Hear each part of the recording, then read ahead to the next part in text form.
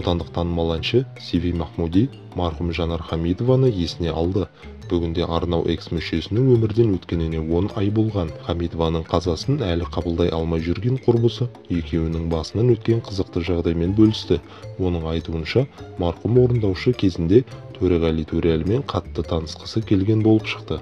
Белгілі болғандай, Жанар Хамидоваға шоу-бизнес серісінің бір әні қатты ұнап қалған. Содан кейін ол Сиви Махмудиден оны Төреғалимен таныстыруын сұрапты. Марқұм әнші болашақта тіпті хитменмен бірге дуэт орындағысы келген. Бір күні біз Жанар екеуміз студиядан үйге қайтып бара жатқанда, радиодан Төреғалидің әнін естіп қалдық. Тып-тыныш келе жатқан Жанарға өлең қатты ұнап қалды. Ол отырып алып, тоқта болдым, ашта болдым.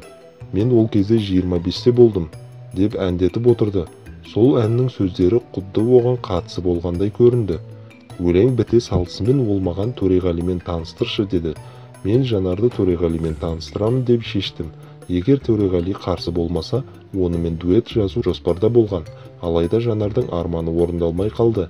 Өмір деген тым қысқа екен ғой, өзіңсіз 10 ай сағындық, деп жазды ол Instagram парақшасында.